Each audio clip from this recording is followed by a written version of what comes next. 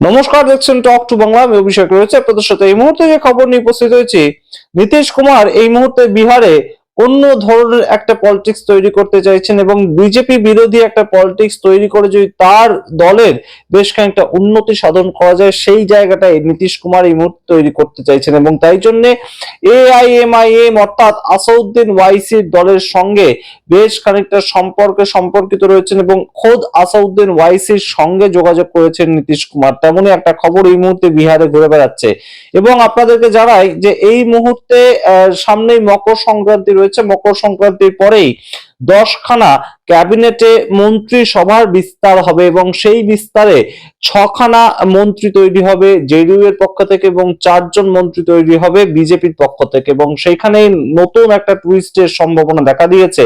ভারতীয় জনতা পার্টি তাদের নতুন একটা পরিকল্পনা, নতুন একটা বিস্তার তারা তৈরি করতে চাইছে এবং সেই জায়গাটাতেই এই মুহূর্তে কে বড় পার্টি হবে, জেডিইউ নাকি বিজেপি, সেই জায়গাটা একটা বড় সড় সংঘাতের ছবি তৈরি হয়েছে নীতিশ কুমার এবং তার সঙ্গে সম্রাট চৌধুরীর মাঝখানে।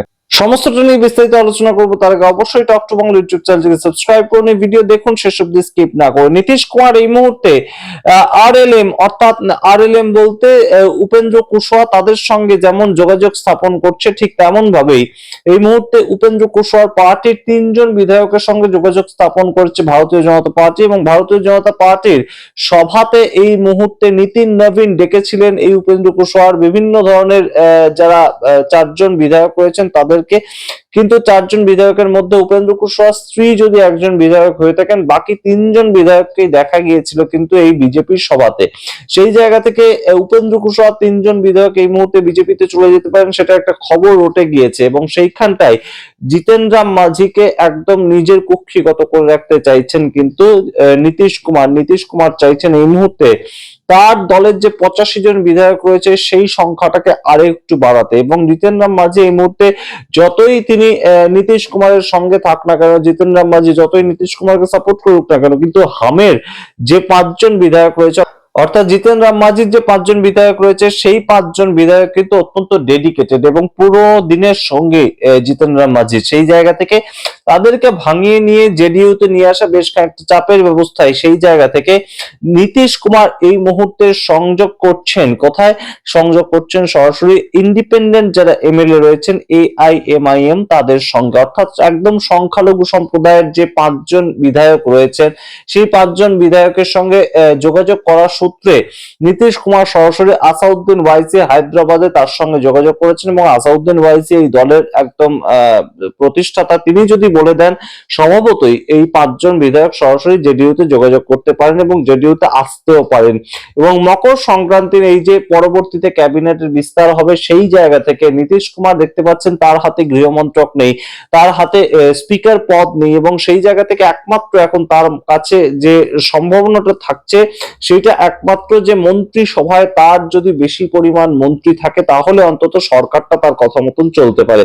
সেই জায়গাটায় নীতিশ কুমার কিন্তু একদম কন্ট্রোল করতে চাইছে এবং নীতিশ কুমার চাইছেন নীতিশ কুমারের দল থেকে অন্তত এই যে মন্ত্রিসভার বিস্তারটা হবে সেখানে বেশি সংখ্যক বিধায়ক তার দল থেকে মন্ত্রী হোক এবং সেইখান থেকেই এআইএমআইএম তাদের সঙ্গে যেমন নীতিশ কুমার যোগাযোগ করছে, আপনাদের জানাই বিজেপির তরফ থেকে কিন্তু অলরেডি যোগাযোগ করা হয়েছে। উপেন্দ্র কুশওয়াহা তার যে পার্টির তরফ থেকে 3জন বাদবাকি বিধায়ক রয়েছে তার স্ত্রী বাদ দিয়ে সেই 3জন বিধায়কের সঙ্গে এবং এই 3জন বিধায়ক বিজেপিতে আসতে পারে, এটা কিন্তু এই মুহূর্তে একটা খবর।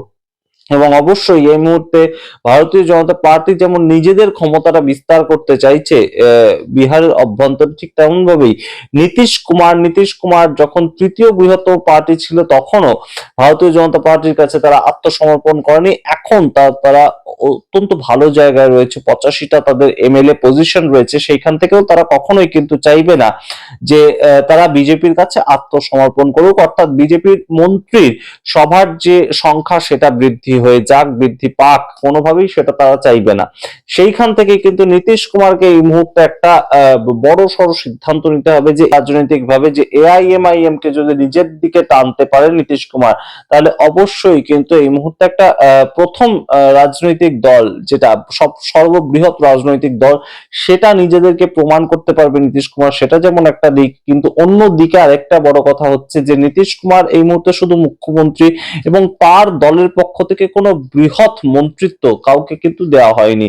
কিন্তু বিজেপির তরফ থেকে যে চাপটা রয়েছে যে নিতিন নবীনের সঙ্গে যে আরএলএম এর 3 জন বিধায়ক দেখা করলেন, সেই 3 জন বিধায়ক যদি চলে আসেন তাহলে তাদেরকে যে রফার মাধ্যমে আনতে হবে দলে সেটা কিন্তু মন্ত্রিত্ব, এবং মন্ত্রিত্ব যদি তাদেরকে 3 জনকে দিয়ে দেওয়া হয় তাহলে বিজেপির তরফ থেকে আর পড়ে থাকছেন মাত্র একজন, এবং একজনকে কোন মন্ত্রিত্ব দেওয়া হবে সেটা নিয়েও কিন্তু একটা বড়সড় এই মুহূর্তে চর্চা শুরু হয়েছে যে ভারতীয় জনতা পার্টি নিজেদের বিধায়ক তাদেরকে বাদ দিয়ে কি নতুন ভাবে দলে আসা বিধায়ক তাদেরকে এতটা দাম দিতে পারবে, এবং দাম দিলেও দলের অভ্যন্তরে সেটা নিয়ে অসন্তোষ তৈরি হবে না? তো এই প্রশ্ন এই মুহূর্তে উঠছে। অন্যদিকে নীতিশ কুমার তিনি তার মতন কিন্তু একটা গুটি সাজাচ্ছেন যে যদি কোনো জায়গায় কোনো অসুবিধা হয় বিজেপির সঙ্গে তাহলে যাতে তিনি সরাসরি ইন্ডিয়া অ্যালায়েন্সের সঙ্গে যুক্ত হতে পারেন। 35টা সিট ইন্ডিয়া অ্যালায়েন্সে রয়েছে, কংগ্রেস এবং তার সঙ্গে আইএনডিআই জোটের পক্ষ থেকে আরজেডি তাদের সংযুক্ত যে গঠবন্ধন সেটা সূত্র ধরে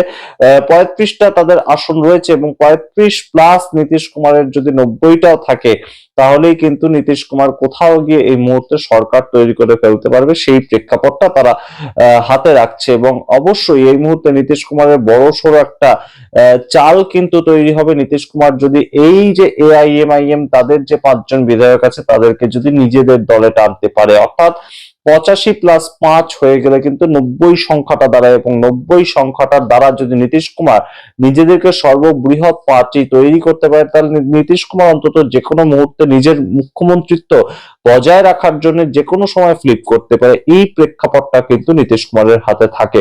এবং সেটাই আরো একবার প্রমাণিত হচ্ছে বিহারের মাটিকে কেন্দ্র করে। বিহারে এই মুহূর্তে নীতিশ কুমার একমাত্র চাণক্য, সেই ক্ষেত্রে অন্য কেউ চাণক্যের ভূমিকা পালন করতে পারে না, যে সেটা নীতিশ কুমার আরো একবার প্রমাণ করে দিচ্ছেন। এবং নীতিশ কুমার যতই হিজাব কাণ্ডে ফেসে যান না কেন, কিংবা নীতিশ কুমার যতই দিল্লিতে এসে প্রধানমন্ত্রী নরেন্দ্র মোদীর সঙ্গে একটা বৈঠক করুন না কেন, নীতিশ কুমার যে কোনো মতেই তার যে পজিশনটা, তার যে একটা মুখ্যমন্ত্রীর পজিশন সেটা গত 20 বছর ধরে রেখেছেন তিনি, যেভাবে যে কোনো জোটে গিয়েই হোক না কেন সেইটা যে ছাড়তে নারাজ সেটা আরো একবার প্রমাণিত। এবং তার জন্য এই মুহূর্তে এআইএমআইএম এবং জেডিইউ সম্পূর্ণভাবে সম্পৃক্ত হয়ে যাবে কিনা সেটাও কিন্তু একটা বড় সড় প্রশ্ন, কারণ জেডিইউ এর সঙ্গে এআইএমআইএম তাদের সম্পৃক্ত হতে কোনো খুব একটা অসুবিধা যে হওয়ার কথা নয় সেটা কিন্তু আগেও আমরা দেখতে পেয়েছি। কারণ এআইএমআইএম এর পক্ষ থেকে আগে নীতিশ কুমারকে এই ধরনের অফারও দেওয়া হয়েছিল ভোটের ঠিক রেজাল্ট বেরোনোর পরে, যে আপনি আমাদের সঙ্গে চলে আসুন, এনডিআই জোটের সঙ্গে এআইএমআইএম সম্পৃক্ত হয়ে নীতিশ কুমারের সঙ্গে একত্রিত হয়ে বিজেপি বিরোধী সরকার তৈরি করবে। তার কারণটা কি? তার কারণটা নীতিশ কুমার পিছিয়ে পড়া সম্প্রদায়, দলিত সম্প্রদায়, আদিবাসী সম্প্রদায়, পিছিয়ে পড়া সম্প্রদায় মানুষদের একজন প্রতিভূ হয়ে বারংবার ধরা দিয়েছেন। এবং এই মুহূর্তেও তিনি চাইছেন যে সংখ্যালঘু সম্প্রদায়ের বিভিন্ন মানুষজন তারা যেন মন্ত্রিত্বটা পায়, এবং তাতে এই যে পিছিয়ে পড়া সম্প্রদায়, আদিবাসী সম্প্রদায়, সীমান্তবর্তী অঞ্চল মূলত সেই জায়গাটায় নীতিশ কুমারের পপুলারিটি আরো বেশি গৃহীত হবে।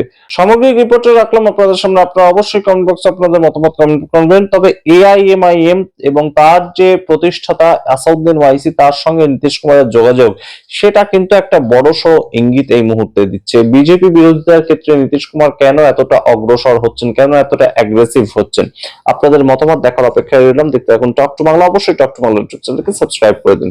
ধন্যবাদ।